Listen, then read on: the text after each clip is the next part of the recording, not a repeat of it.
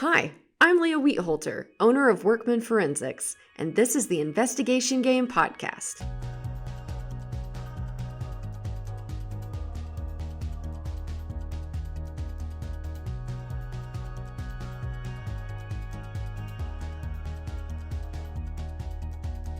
Welcome to the Investigation Game Podcast.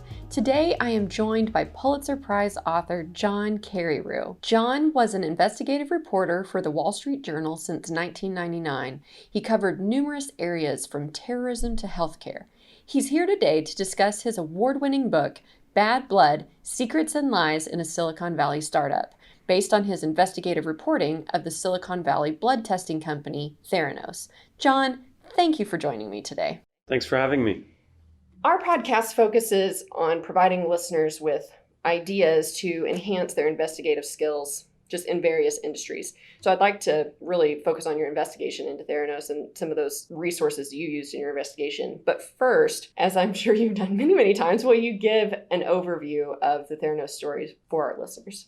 Right. So Theranos is a startup that was founded in the heart of Silicon Valley in early 2004 by Elizabeth Holmes, who back then was a 19-year-old Stanford undergraduate. She dropped out in the middle of her sophomore year with a vision, which was for a portable blood testing device that could do the full gamut of blood tests based on a tiny sample pricked from a finger. And she went about and raised money and hired people and built this company over the course of 12, 15 years. And she built it to a peak valuation of $10 billion, and she'd kept half the equity. So she had $5 billion. She was worth $5 billion on paper.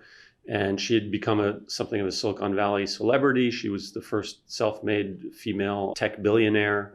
She was sort of the female second coming of Steve Jobs. The only problem is that her technology was a mirage. It did not work. They had worked on 4 generations of a prototype, and they had gotten none of them to work. And so she had gone live with a product in Walgreens stores in 2 states, California and Arizona, that did not work, that was faulty, that was unreliable. And she had raised a lot of money based on her claims. And I was a reporter at the Wall Street Journal when I unmasked her, so to speak, in late 2015, and this all came crashing down. In reading your book and just learning more about the story, I think it's easy to look back and criticize investors for trusting a 19-year-old with all this money. Well, I mean, and just throughout her career. But what was the financial climate that enabled her to garner so much attention and trust from these investors? Right. So the first thing I would say is that the early investors were not defrauded. They knew what they were getting into, and that she was 19. She had just dropped out of Stanford with barely any medical or science training to speak of. They knew that this was a moonshot bet, and that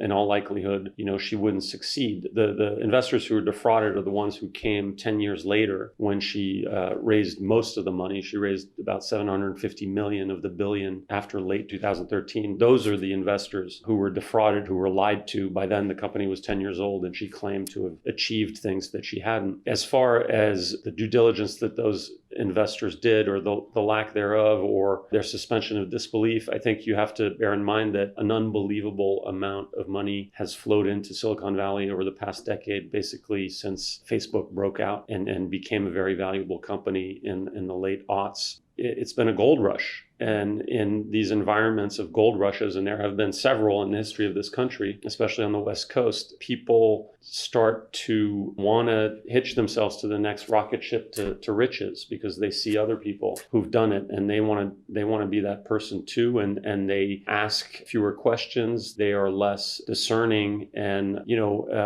it's no surprise that with every boom, there are, usually a lot of frauds. Frauds come, there's part and parcel of these party eras. And I think that is part of what explains what happened in this case. When I started to expose her in late 2015, you could argue that it was peak Silicon Valley boom. Does it completely exonerate those investors for not doing enough due diligence? No, but it gives a little bit more context to what happened. Sure. And actually, you just hit on something I wanted to ask you about in this podcast. Is at the beginning of the year, there were some articles about how biotech is a hot area to invest this year. It may have been every year, but just specifically this year. Like you said, anytime that there's a boom or a bubble, just anytime that there's a surplus in an area, then there's just it's just ripe for fraud. It's just ripe for Right. somebody to sell you a story that has nothing behind Right. it. So what do you think that if somebody's looking at biotech this year, because this is where they're supposed to go, what do you think that they should be looking for in their due diligence? I haven't looked at biotech closely lately, so I'm not sure that I'm equipped to give great insight about that industry. But I think that, no matter what the industry, there are basic steps that you want to take in due diligence. You want to talk to the executives, and hear them explain, what their company does and what their product does. You want to look at the board of directors and see if there's any expertise on the board of directors and if there are respected members of the field on the board of directors. That was not the case at Theranos. The board was impressive in other ways, but it was not impressive for its expertise. You want to understand what the business model is.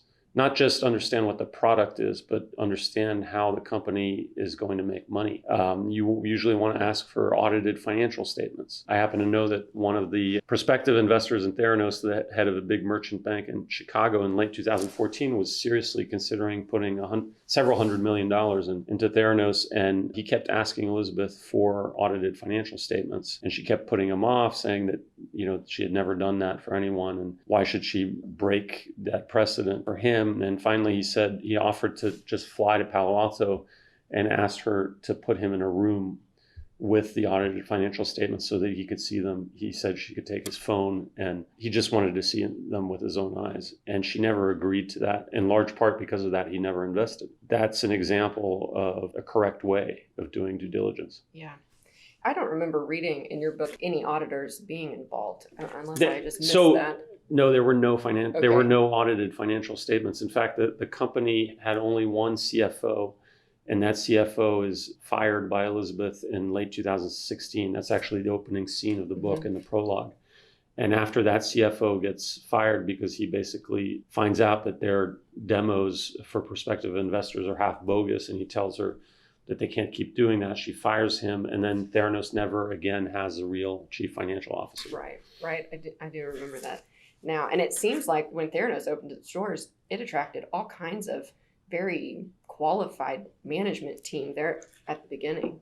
Right, but even later in the company's history, there were always pretty good hires, people who had impressive degrees and who were well qualified, either engineers or lab scientists. The problem, in large part, was with the culture of the company. The culture was toxic. Elizabeth and her boyfriend, Sonny, who were running the company together, didn't want to hear anyone object. They wanted people to just do what they told them to do. And anyone who did object was marginalized. And if that person persisted in objecting, was usually fired. And there was tremendous turnover. And Sonny was usually the hatchet man. Mm-hmm. And so even though, they hired some talent, over the years, that talent wasn't allowed to express itself because their management style was so toxic. Right, and even the separation of all that brain power, putting them all in different segments and areas of the company. Elizabeth liked to compartmentalize. In the early years of the company, she had teams working on different aspects of the technology, and she didn't encourage any communication between them. She kind of liked to be the sole repository of the overall vision. That worked against her because they never got the technology to work. In seeing that, I kind of wanted to, if there was a way to rewind everything and play it all over again where that many brilliant people could all work together, it would just be so fascinating to see what they could have actually created. And I think they might have gotten closer to implementing her vision, but as I've explained many times when I've done book talks, there are basic technical reasons why what she wanted to do still isn't feasible. And I'm not sure that they would have solved those riddles, even had the culture of the company been healthier. Right. Yeah. Even just the control that she had too on very educated people were telling her, maybe we should take it this direction because this is actually feasible. And she would say, no. Right. So it just would have been nice to see what that evolution would have been in a different culture, I think. Right. She wasn't listening to people who sometimes were older and oftentimes had PhDs in lab science. And that's a problem. If you're a college dropout with 2 semesters of chemical engineering under your belt and really no other training to speak of, you have to defer to experience and to knowledge. Right. And she did not do that because she had, among others, Larry Ellison as one of her early mentors, who was telling her, you never want to you don't want to listen to the engineers because they'll tell you that it's not feasible and that you can't make this deadline and so on and so forth. And so she took that advice to heart and chose to ignore her own scientists. Yeah, there's quite a few shocking things. Just as I was reading, just reminding myself this is a true story. So I kind of started making a list as I read of just some odd things that Elizabeth and Sonny would do. Then because of the culture, it just seemed like no one was able to stop them. But so I'd like to get your feedback on a few of these things. Elizabeth's ability to get to the decision maker and just completely avoid a chain of command at Walgreens and Safeway just really blew my mind. Right. I wouldn't even know where to start on something Right. like that. And Elizabeth and I are the same age. So, Right. I mean, that's just... Right. So she cultivated Steve Bird, who was the CEO of Safeway, and she cultivated Wade Mickelon, who was the CFO, the Chief Financial Officer of Walgreens, as well as this other executive named Jay Rosen, who went by the nickname Dr. J. And through those relationships, she was able to really bypass the hierarchies of those companies. And that's what really enabled her to get away with what she got away with. Yeah. Another time that I just kind of stopped and put the book down was when Elizabeth and Sonny tried to get Kent to turn over his patent for a product that was not even remotely connected to Theranos, Right. But they believed they were entitled to that. I mean... bicycle lights. Yes. A new technology for lighting the road when you're riding your bike in the dark. Right. And she was just pissed off that he had been spending his time outside of work working on this project. She felt like she owned him, and that because he was employed by Theranos, that patent, should be signed over to Theranos. Yeah, that blew my mind. I just couldn't even make that connection of how somebody could rationalize why they were entitled to that. But once again, just the culture and everything else that they had going on around them, I guess. Right, and I don't think she was that interested in the technology for bicycle lights. I think it was her aggressive way of rebuking him and of making his life miserable once she found out that he wasn't devoting his entire life to the company. Right. Another area was when Sonny had an app written so that when something went wrong on the mini lab, it prevented the error message from appearing on the screen, especially during Right. demonstrations. Right.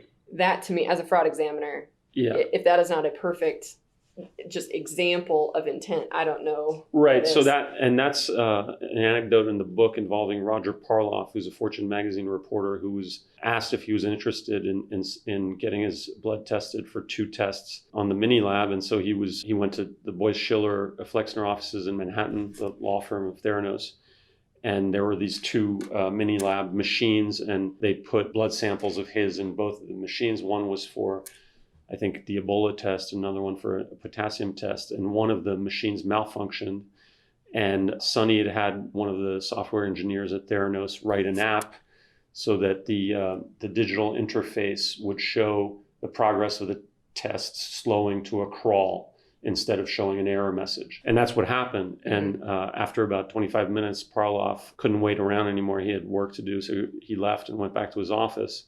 And the Theranos technician who was there on hand and who was my source for this anecdote, stopped the machine and looked inside and ascertained that the machine had malfunctioned and that the app had been triggered. If that's not fraud, I don't know what is. And what they were also doing is they were having prospective investors. They were showing the purported technology to prospective investors at Theranos headquarters in Palo Alto. They would have them come to a room. Theranos technician would prick their finger, put the blood sample in the mini lab, turn it on, the machine would start whirring, and then they would tell the prospective investor, this is going to take a while. Why don't you step out and go to Elizabeth's office and chat with her for a while, or go out to lunch? And as soon as the prospective investor had left the room, the technician would stop the machine, take the blood sample. Nothing had been going on in the machine. There was a whirring sound, but the machine was on a null protocol, as they called it. And so no testing was going on inside the machine, and technician would turn the machine off, take the blood sample out, and run it over to the lab where it would get manually tested at the bench.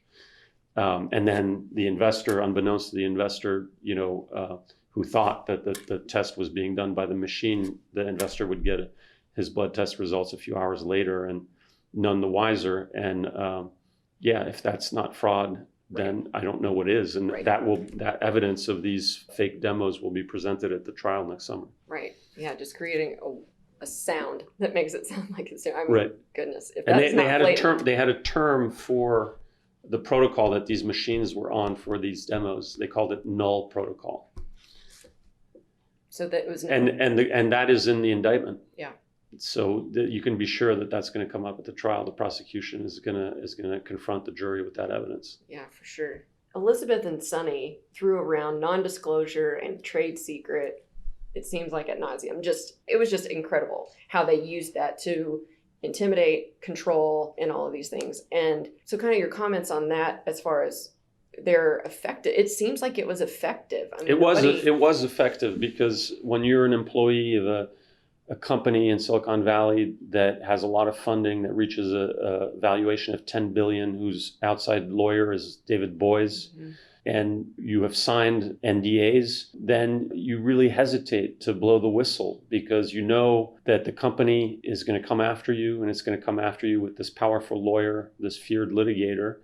And your thinking is they're going to ruin me. They're going to bankrupt me. They're going to take me to court. And then whether or not I win or lose, they will bankrupt me with the costs of the litigation. And that's really intimidating for rank and file employees. And yes, that is the game that Theranos, that Elizabeth Holmes and Sonny Balwani played for years. Do you anticipate they'll try to use that at trial? No, I mean, now for a long time, even while I was writing the book, I would have a lot of trouble convincing ex-employees to talk to me because they were still afraid of retribution. But now that she's been indicted, now that there's been a book published, that there's been an HBO documentary, and that she's facing a jury trial, I don't think anyone is intimidated anymore. Moreover, she doesn't have any more money left to go after people with. Sonny still has some money left, but he's using a lot of it to pay his lawyers. Sure. So I think the intimidation factor is now gone, but at the time, several years ago, it was very potent. And then anything that she claimed as trade secrets, the company went out of business last year. Is that right? The company was finally dissolved in September, October of last year. Okay. Yeah. Did they even have any trade secrets at the end of the day? Not really, because, I mean, they filed a bunch of patents, and a bunch of patents have been granted to Theranos by the Patent and Trademark Office. But if you look at what the technology that they were working on amounted to, it was really just miniaturizing lab instruments that have already existed for decades. And it was just making them smaller and packing them into a box. There was no new technology. There were no new ways of testing blood that they invented. Had people known that at the time, I think, they wouldn't have invested the sums of money that they invested in this thing. Sure. We'll be right back to this interview. If you're a professional with continuing education requirements, then you've sat through your fair share of required training hours. Let's just say you probably didn't love it. And every year, the requirement hours sneak up on you at the worst time. That's why we've created the Investigation Game, an interactive CPE training experience that qualifies for 2 hours of ethics continuing education. The Investigation Game, the case of the man cave, gives players the opportunity to walk through an investigation and solve a case based on actual events. Think of it as your favorite detective game, but with an opportunity to learn while you play. Players are given case details, decision-making steps, and additional case information to then quantify the embezzlement loss, identify schemes used, and uncover assets purchased with stolen funds. Gameplay wraps up with a presentation providing the case solution and awards the winning teams. This valuable event makes earning continuing education hours fun by combining a real-life case study with an interactive team-building game that we think you're going to love. To learn more or to register, visit investigationgame.com.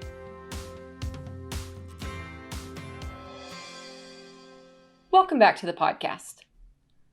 How did you first hear about this case that piqued your interest in beginning to look into it? So as I recount in the book, I read a profile in a New Yorker magazine of Elizabeth Holmes in late 2014. Thought that there was something off about her and her secrecy, and the fact that she claimed to have this great whiz-bang technology, but there was no peer review publication, no data. But to be fair, I might not have done anything with my intuition had it not been for the fact that a few weeks later I got a tip from a pathologist in Missouri who was a source of mine, who himself had read that same New Yorker story. And even more skeptical, he moonlighted as the writer of a blog called Pathology Blog. He'd written an item on this blog declaring himself a skeptic, and a foe of Elizabeth's who had done battle with her over a patent, a guy named Richard Fuse, saw the blog item and reached out to the pathology blogger and told him, "You're onto something, you need to keep digging." And he was a full-time pathologist with a full-time practice, didn't really know how to take this on. And so he thought, who do I know who could take this on instead? Who do I know who's an investigative reporter who could do this? And he thought of me, and he called me up and he passed the tip on to me. What was your strategy, or what next steps after you got this tip? The tip that I got was really a third-hand tip. The pathology blogger had talked to Richard Fuse, who didn't have any primary information proving anything other than he'd been involved in litigation against the company and had become convinced as a physician that she was exaggerating her achievements. There were a couple other people that he'd made contact with, one of whom was the widow of a Theranos scientist who'd committed suicide. And they formed this little sort of sewing circle of skeptics who weren't really being listened to by anyone. And so I started talking to this group, but it was still conjecture. It was still conspiracy theory at this point. What I needed was a primary source.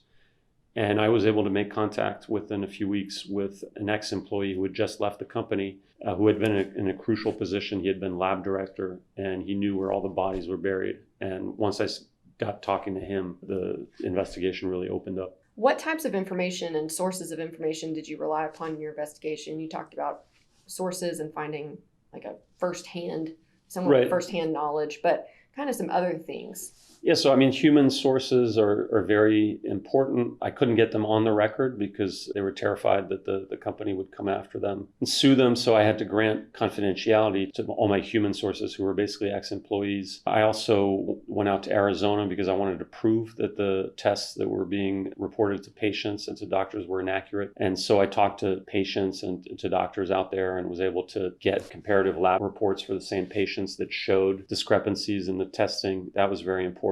But I also got documentation from some of my ex-employee sources, especially if you're building an investigation on anonymous sourcing, then you want to have preferably corroborating documents, whether it be emails or internal documents. And I was able to get some of those from the ex-lab director and from Tyler Schultz, the grandson of George Schultz, who had worked at the company for 8 months and who became a corroborating source. And then also you mentioned getting even testing reports kind of at the end by, I'm not familiar with blood testing. I got patients to cooperate with my investigation and to give me the blood testing reports they'd received from Theranos and the ones they'd received afterwards from other labs, showing the discrepancies in the testing. And I also got tested myself.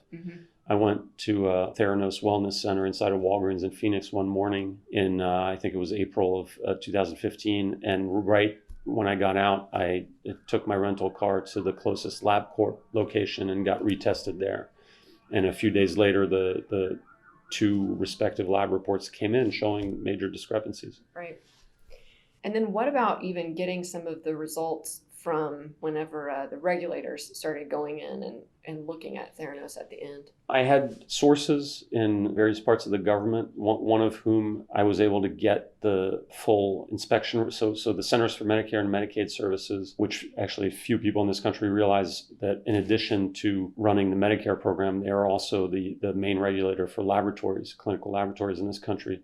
They had done an inspection of Theranos after my first story was published. And some of the findings from that inspection slowly came out, but the full report had not come out. And Theranos was insisting to CMS that there was proprietary information in that report and that therefore it shouldn't release it. And so I was able to get a source, a longtime source in the government who had access to that report to leak it to me. And then later, some things broke my way. Another person in another part of the federal government started leaking to me other things. Crucially, one of them was the fact that Theranos was voiding tens of thousands of blood test results quietly to try to get back in the regulators' good graces, but not announcing it publicly. And I was able to get documentation showing that from this new source that popped out of the woodwork. Yeah, wow, that's incredible. That's some good information right there. One of the things that you used to even find some people, since so many people were terrified to talk badly about Theranos, like we've talked about, but the use of Yelp to find a bad review and then get in touch with the reviewer. Right. I thought that was just awesome. Like, what a creative use of technology and resources to kind of get to that person. Had you done that before? No, that was just me kind of pulling all the stops to try to find patients. And I guess it popped into my mind and I tried it. I didn't even really know whether I was going to be able to get in touch with anyone through Yelp. And then I figured out that there was a sort of a way. It's not as easy as in-mailing someone on LinkedIn, but it worked out. That's how I contacted one of my physician sources. Mm-hmm. Yeah, we're adding that to the list of ways that we're going to find and contact people for sure. Do you think that when Elizabeth started Theranos that she set out to defraud investors? No. I'm almost convinced that she did not have bad intentions when she dropped out of Stanford. She really did have a vision for a product. She really did want to become an entrepreneur. She really did want to follow in Steve Jobs' footsteps and become as successful as he had been. But she did also have a facility with lying. And you see it immediately when you start reading my book in the prologue. She's behaving unethically in the prologue, firing the CFO when he tells her to stop the bogus demos. And that's 2.5 years into the life of the company. And it's 9 years before she's exposed. I do think she had a facility with lying. And she was also steeped in this Silicon Valley culture of faking it until you make it. Some of those guys that she looked up to so much, like Jobs and like Bill Gates, like Larry Ellison, had faked it a little bit in their early years as entrepreneurs, over-promising, claiming that their products had features that they didn't yet have. She felt that if they had behaved that way and gotten away with it, that she could too. And so she had an ability to rationalize her actions. And she also felt strongly that the end product, if she ever got it to work, was going to be hugely beneficial to society and to mankind, because it was going to be this blood testing technology that would be more user-friendly, that would get people to test themselves more often. And as a result, illnesses would get diagnosed earlier and it would save lives. Mm-hmm. She was able to rationalize cutting corners and lying increasingly as she convinced herself that the end goal was worthy of that. Right. When do you think that she crossed over into defrauding investors? I mean, I think it was a very gradual process that unfolded over 12 years. But if there's any bright red line that she crossed, it's in the fall of 2013, when she knows that her technology doesn't work. She's had, they've worked on several prototypes of her machine. They haven't gotten it to work reliably. And yet she still goes live with her blood tests in Walgreens stores in California and Arizona. And she does it because at that point she'd been over-promising to her two retail partners, Walgreens and Safeway, for almost 3 years, and the relationship with Safeway was already beginning to fall apart. The Walgreens relationship was going to start falling apart soon too, and also because she was running out of money, and she needed to go live with the technology and to commercialize the product to then be able to go to investors and tell them, see, we're for real. We have a product that works. After 10 years, we've gotten there. We've got the Holy Grail, and now pony up more money. And that's exactly what she did. After they commercialized the technology in Walgreens stores, they went and raised $750 million more in funding. And those are the investors who were defrauded. Right. Yeah. That, in reading your book, I felt like that's when that happened too. And, I talk a lot about how in fraud, there's an intent, and we've kind of hit on a couple of those types of things, but then also the benefit. And it also seemed like in your book that's when she started living large too. Private jets across the country. Right. Flying in a Gulfstream and being chauffeured in an Audi sedan and then later in a Cadillac Escalade. She also had this new Theranos headquarters built with bulletproof glass in her office. She had this huge security detail that was completely unnecessary. The security guys called her Eagle 1 and Sunny Eagle 2, as if they were the president and the vice president. It was completely over the top. Yeah, to me it seems like all of the paranoia and then throwing around trade secrets just provided this amazing cover for them to just kind of be insulated from all this scrutiny too. It helped perpetuate the scheme. Oh, for sure. The security and the paranoia was in large part because they had a secret. that they were hiding, and they didn't want it to get out. And that secret was that the technology didn't work. But they definitely used it to their advantage to play up that they Right. were working on something real big. Right. Yeah. So what was the total loss to investors? All told, it's about $1 billion. When you add the $70 million that Fortress Investment Group loaned her in 2017, it comes to about $1 billion. Yeah, wow. And then not even to mention just the loss to the general public too. Well, actually, you talk a little bit about that in the book of some civil cases. Yeah, I mean, I think the way in which the general public was affected is the way in which patients were put in harm's way. She put the public health in jeopardy. And it's fortunate that I came along and exposed her when I did, because the next step of the partnership with Walgreens was going to be to expand the Theranos offering to Walgreens' 8,000 other stores throughout the U.S. Right. You could imagine what a health catastrophe that would have been. Oh, for sure. So what is the current update on this case? 3 weeks after my book was published in June 2018, she was indicted. She and Sunny Balwani were both indicted on 2 counts of conspiracy to commit wire fraud and 9 counts of wire fraud. The charges carry up to 20 years in prison if convicted. The trial is scheduled to start in late July. Jury selection will be the last week of July, and then opening arguments the first week of August. The judge has set aside 3 months and predicted the trial will last 3 months. So that's where things stand. Did you think she would probably fight it like she has been instead of negotiating? I thought a lot of people assumed that she would try to cut a deal. I very much expected her to fight this and to take it to trial, because in her mind, she hasn't really done much wrong. She feels and has always felt entitled to behave the way she did in Silicon Valley, because she feels like all entrepreneurs have been playing it fast and loose there for decades. She feels that she would have gotten, the technology would have been perfected eventually had I not come along. And so she blames me for essentially influencing regulators into cracking down on the company and causing the company's demise. And I expect that defense to be presented at trial. Yeah. Well, thank you so much for joining me today, John. And I just really appreciate it. And I'm very thankful that Magic City Books brought you to Tulsa. So I hope you enjoy your short time here.